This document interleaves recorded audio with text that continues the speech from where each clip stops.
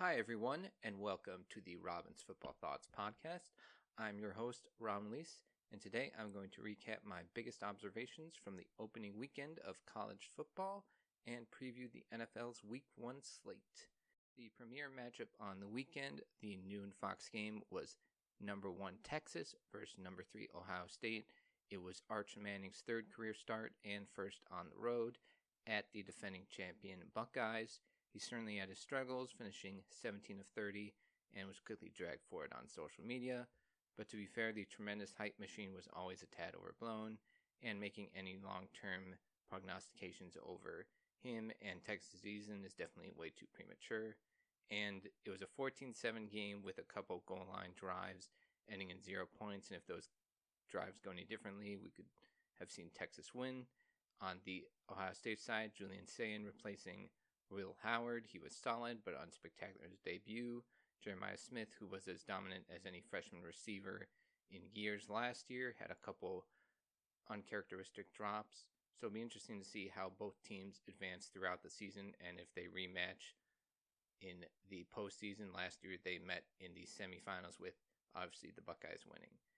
Alabama, Florida State, and the Crimson Tide have not looked the same since winning a classic versus Georgia late in September last season, when it looked like Kalen DeBoer was a perfect follow-up to Nick Saban, and he's already under fire early in year 2 after a loss as a 2-touchdown favorite, losing to the Florida State Seminoles 31-17.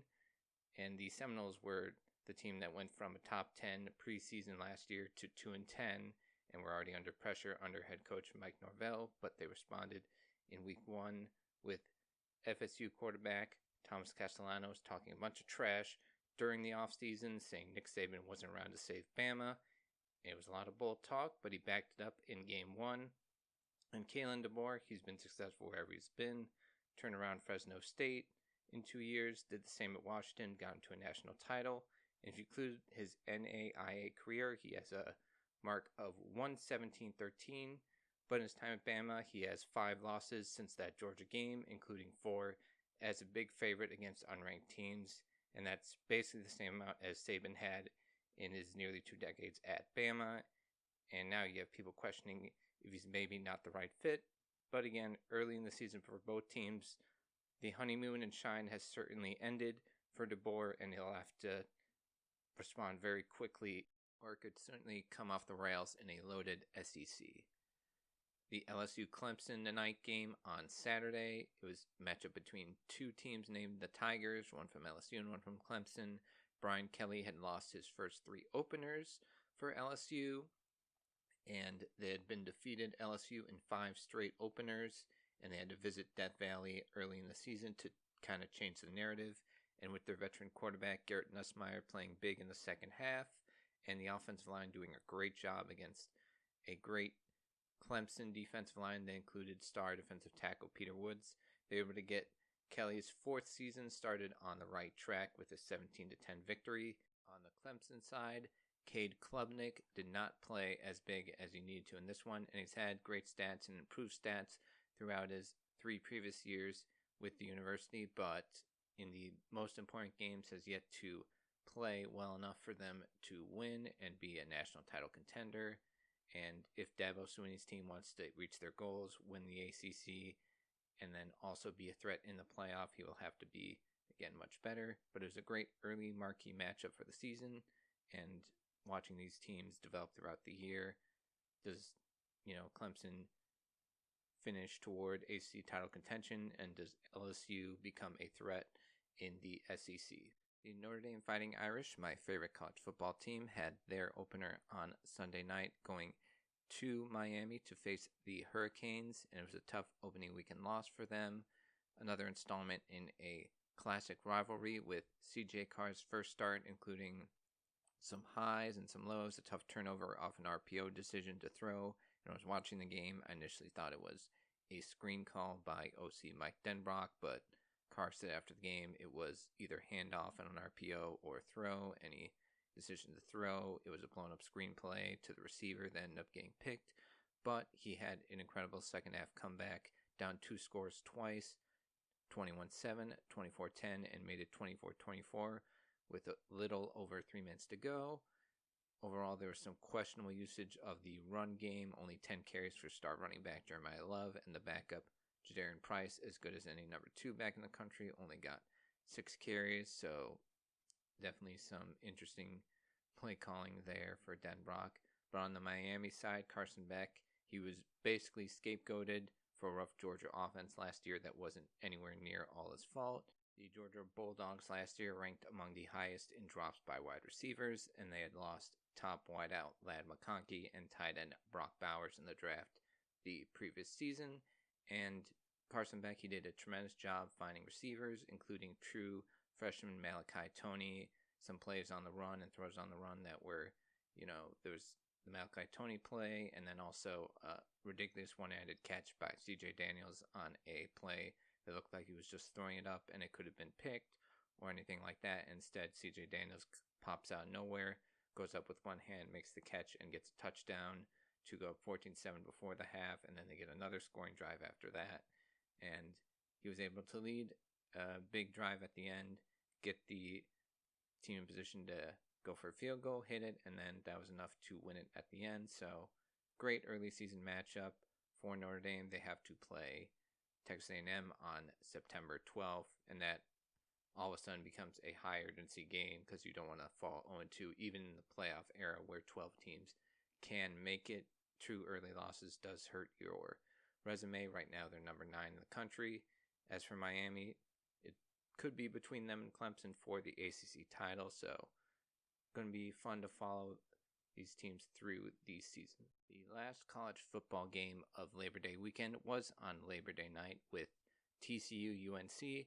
North Carolina's hiring of legendary coach Bill Belichick was made to usher in a new era of building a program that would get guys ready for the NFL, but much of the offseason included a ton of news of his girlfriend Jordan Hudson and her influence on his life and business decisions, covered in depth by the great Pablo Torre Finds Out podcast. On Labor Day night, however, the stars for North Carolina were out, with UNC greats like Michael Jordan, Lawrence Taylor, and Mia Hamm attending the game. And the first drive, they go down the field, score a touchdown, and within 5 minutes of game time, they're up 7-0. You're feeling like, oh, this feels great and everything. And, maybe a new era of success is coming in. And then the rest of the game happened. They end up losing 48-14, and a lot of early reactions and trolling, especially from the TCU social media team. How does the Tar Heels team respond from this? Their quarterback, Gio Lopez, also got hurt, so they'll have to go to Max Johnson most likely. And a lot of questions about, is Belichick in this era of college football, where even his former defensive coordinator, Nick Saban, who built the Alabama team, left because he most certainly didn't care for the NIL and transfer portal era. So how will Belichick navigate all this? As for TCU, Sonny Dykes did a tremendous job getting his team ready to play. A couple of years ago, they were coming off a national title run. They had lost, obviously, getting beat down by Georgia, but the next year they had a bunch of players leave and graduate, but they're about to play a team with a new coaching staff and a bunch of transfers. Similarly to UNC, it was Colorado coming off 1-11 season, but they had brought in Shedeur Sanders, Travis Hunter, but you're still thinking TCU has built up a great program, and somehow they got beat as a big favorite, so they were not going to let there be a repeat of that. And how Belichick is able to respond will be one of the big storylines of the college football season. Now we transition to the pros. Thursday Night Football, an NFC East matchup for the first game of the year. The Dallas Cowboys at the defending Super Bowl champion Philadelphia Eagles. The Cowboys making big news last Thursday, trading All-Pro pass rusher Micah Parsons to the Green Bay Packers for defensive tackle Kenny Clark and 2 first-round picks in the next 2 drafts. And then they also signed cornerback Deron Bland to a 4-year extension. So a curious decision by the Cowboys to give up a massive game wrecker, one of the few in the league. He wanted a new contract, ended up with a 4-year, $188 million, $137 million guaranteed contract from the Packers. and it's a move that has a lot of people questioning Jerry Jones in Texas and throughout the country, and how does their defense stop a Eagles machine that very few teams could get in front of last year. And if their defense can't get stops, can a healthy Dak Prescott with George Pickens added as the number 2 receiver, and them also giving tight end Jake Ferguson a new extension, can they do enough to keep pace with the Eagles and other great offenses in the NFC? On the Philadelphia side, they begin again their Super Bowl title defense with some new faces. No Darius Slay, no Josh Sweat, no Milton Williams, but they've done everything they can with Howie Roseman, Jeffrey Lurie footing the bill, making as many moves as possible to keep the roster as deep as humanly possible, and should be a fun one, and is one of 2 great NFC East matchups to start the season. On Friday night, the NFL has their 2nd straight year of having a game in Brazil, but it is an AFC West divisional matchup, but overseas, with the Kansas City Chiefs at the San Diego Chargers. The Chiefs trying to repeat as minimum AFC champions and, maybe get back to the Super Bowl.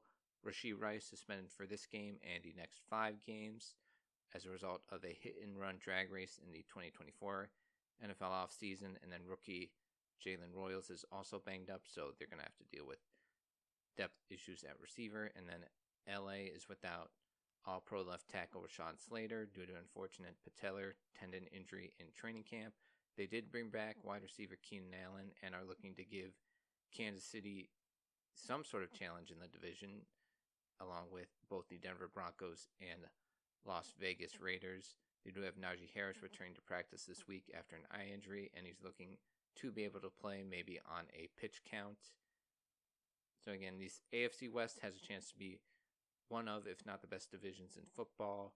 Is that enough to maybe push Kansas City to, at minimum, a lower record than 15-2 last year, and maybe challenge for the division crown and make them a wild card team? Yet to be seen, but should be an incredible fun division, and it starts right away. Starting off with the first of 8 games in the Sunday 1 o'clock window, the Tampa Bay Buccaneers at the Atlanta Falcons, an NFC South matchup with Atlanta sweeping the series last year, though it was due to Kirk Cousins having his best 2 games of last season, but he is not under center. It is now Michael Penix in his 2nd season and first opener as the true starter. No preseason game reps for either Penix or Cousins this year. Both teams come in banged up. Right tackle Caleb McGarry is out for the season for the Falcons, who lost also Drew Dahlman in free agency to the Bears. Darnell Mooney missed much of camp with a shoulder injury, though he did return to practice this week. On the Tampa Bay side, they won't have Tristan Wirfs for maybe the first 4 games of the season. Same with wide receiver Chris Godwin, who had 2 ankle surgeries in the offseason. And then wide receiver Jalen McMillan is out until midseason due to a neck injury. And all of a sudden, the depth that they had at receiver that looked great with Evans and Godwin as a top-tier duo. Then McMillan looked great as number 3, and then they draft Emeka Egbuka in the first round from Ohio State. All of a sudden, that depth has been crippled quite a bit, and they are down to Evans and Godwin and maybe Sterling Shepard and late-round rookie Tez Johnson. So we'll see how they bounce back from that. They did re-sign right tackle Luke Gedeke to a 4-year, $90 million extension, so keeping protection for Baker Mayfield. And these may be the 2 teams that are competing for the NFC South Division at the end of the year, but which version of these 2 teams that aren't 100% at full strength wins on Sunday will be a fun one to see. Now to an AFC North matchup, the Cincinnati Bengals at the Cleveland Browns for the Battle of Ohio. Cincinnati is notorious for early season struggles, 0-2 the last 2 seasons, and then last year they lost to the Patriots in week 1, played their starters far more in preseason.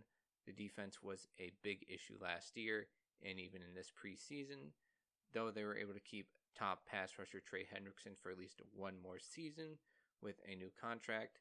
New defensive coordinator Al Golden, he was previously the linebacker coach with Cincinnati a few years ago before being the defense coordinator at Notre Dame the last 3 years. Joe Flacco is back under center for the Cleveland Browns. Can they get a surprise win, or is it basically wait until 2026 for things to clear up between the Deshaun Watson bad contract, what happens with their rookie QBs Dylan Gabriel and Shadur Sanders, and running back Quinshon Judkins, who was a second round pick very early in the second round, but he has not signed due to an off-field arrest, and whether that gets fixed soon or anytime the season remains to be seen.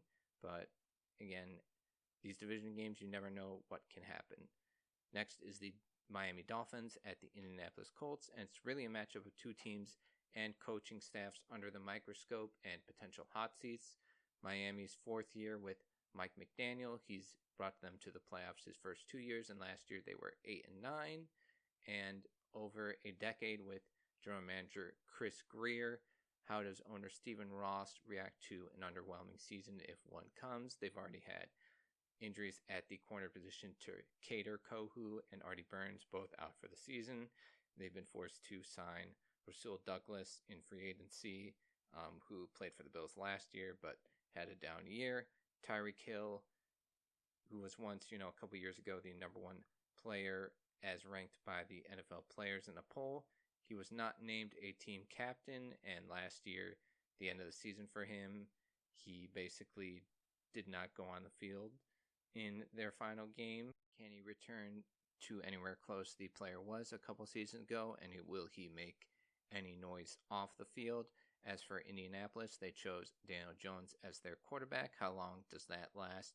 Doesn't appear to be a very short leash from what head coach Shane Steichen said. And speaking of Steichen, are he and GM Chris Ballard on the hot seat at all after last year, first 2 years not making it to the postseason, and number 4 overall pick from 2023, Anthony Richardson, not working out for them as of now? And with the passing of Jim Irsay, his daughters now have the authority to make ownership decisions. So at the end of the year, what do they decide depending on how this season goes? The Las Vegas Raiders at the New England Patriots. It's a matchup of two teams who come off last place finishes in their division, but they come back with previously successful head coaches being brought in and making some big moves. Pete Carroll, coming from let go by Seattle a couple years ago, he's trying to make hay in a difficult AFC West.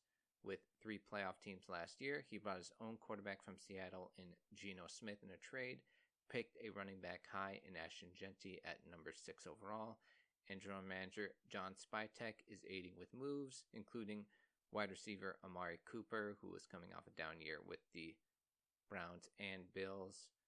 Can he provide any veteran help at receiver to go along with Brock Bowers and Jacoby Myers? Mike Vrabel returns to New England on the sideline, this time as a coach. He obviously starred as a player under Bill Belichick, and a lot of huge moves for New England, including defensive tackle Milton Williams, cornerback Carlton Davis, and wide receiver Stephon Diggs. Drake May, even though he only won 1 star as a rookie, definitely showed a ton of flashes and ability under a less than ideal situation with Gerard Mayo. They obviously added running back Travion Henderson and left tackle Will Campbell, and that, along with Josh McDaniels coming back as offensive coordinator, had some great years with Brady. Mac Jones's rookie year with Josh McDaniels calling plays was pretty good, so hopefully that makes his life a lot easier, but intriguing early season matchup. Next, the Arizona Cardinals at New Orleans Saints. This begins a pivotal 3rd year for Jonathan Gannon as head coach. A lot of moves made on defense, although first-round defense tackle Walter Nolan is not available for the first month of the season. Cornerback Will Johnson was selected in round 2, and then veterans Calais Campbell and Dalvin Tomlinson were signed in free agency, along with pass rusher Josh Sweat. Wide receiver Marvin Harrison Jr. had a bit of an underwhelming rookie year compared to a lot of the other top rookies at his position. Are he and Kyler Murray on the same page in year 2? And this is the first game for New Orleans head coach Kellen Moore, and he is starting 2024 fifth-rounder Spencer Rattler over rookie Tyler Shuck, who turns 26 in September. Can they surprise Arizona or any other teams this season, or do they have a total rebuilding year that has been in the making for the last couple years? The Pittsburgh Steelers at New York Jets. Aaron Rodgers returns to New York, where the experiment failed with the Jets, and new head coach Aaron Glenn told him that they would move on in the offseason, reset the culture, and they went to Justin Fields. First week 1 game in NFL history where the teams essentially swap starters and play one another. Pittsburgh hasn't had a losing season in 2 decades. Does Mike Tomlin keep that streak going? Within a loaded AFC, their additions include wide receiver DK Metcalf, corner safety Jalen Ramsey, cornerback Darius Slay, tight end Johnny Smith, and the extended running back Jalen Warren on a contract through 2027. For New York, a big injury happened on Wednesday with guard Elijah Vera Tucker suffering a torn triceps that may be season-ending. Injury plagued, unfortunately, throughout much of his career. Neither team really addressed wide receiver 2 in the offseason, so a lot of weird similarities between these two teams. Should be a fun one. The second NFC East matchup of Week 1 is the New York Giants at Washington Commanders. New York had one of the more surprising/impressive preseasons of any team. Brian Daboll feels far less stressed with the new quarterback room of Russell Wilson, Jameis Winston, and rookie first-round pick Jackson Dart than he did at any point with Daniel Jones the last year or two. Both games with the Commanders last season were one-score games, and their defensive line of Dexter Lawrence, Brian Burns, Kayvon Thibodeau, and rookie number 3 pick Abdul Carter could create some problems for Washington's offense. Jane Daniels, though, hopes to have a great follow-up to his rookie year heroics. Washington, they could either compete for the NFC East title and more, or kind of be the NFC version of last year's Houston Texans, where you think, hey, maybe they'll take the next step, but they don't quite do it against a tougher schedule and teams more ready for them. But NFC East games are always a lot of fun. The final 1 p.m. game to cover is a head coaching matchup of the last 2 offensive coordinators of the Tampa Bay Buccaneers, Dave Canales for the Panthers, and first-year head coach Liam Cohen for the Jacksonville Jaguars. Both teams also have number 1 overall picks at quarterback who are in pivotal years, have had certainly their ups and downs, and have added weaponry around them. Tetairoa McMillan, drafted number 8 overall, along with Hunter Renfrow for Carolina, added as a veteran slot, though they did trade Adam Thielen. Travis Hunter, number 2 overall pick, who can play both corner and wide receiver. How much he plays at both will be an interesting wrinkle to this game. And then Tim Patrick was also added at receiver for Jacksonville late into preseason. Carolina's left tackle Ikem Ekwonu underwent surgery for an appendectomy, so his status for week 1 is uncertain at best, but one of those sneaky games that could be one of the more entertaining of week 1. Now to the Sunday late afternoon window, the Tennessee Titans at Denver Broncos. Number 1 overall pick, Cam Ward makes his debut against a Denver defense that led the league in sacks and even made moves to improve it, such as linebacker Dre Greenlaw, safety Talanoa Hufanga, both from the 49ers, and first-round pick Jedi Barron at corner. Head coach Brian Callahan for the Titans is still a question mark at head coach, as is the supporting cast with new GM Mike Borgonzi. He's their 3rd GM in 3 years. High expectations in the 3rd year for Sean Payton and 2nd year for Bo Nix, though they are in a loaded AFC West, and most likely requires the Broncos to take care of business in the games that they should win on paper. Next is an NFC West matchup with the San Francisco 49ers at Seattle Seahawks. The Niners looking to bounce back from a down season. They do have the easiest schedule by opposing winning percentage, again on paper, potentially aiding them. However, they've been banged up at the skill position in camp to the point where they traded for Washington running back Brian Robinson, signed wide receiver Marquez Valdez-Scantling, who was cut by Seattle late in camp, and they may try to bring back Kendrick Bourne or at minimum, they are bringing off Russell Gage from the practice squad to the potentially active roster to help at the receiver position that has dealt with a bunch of injuries.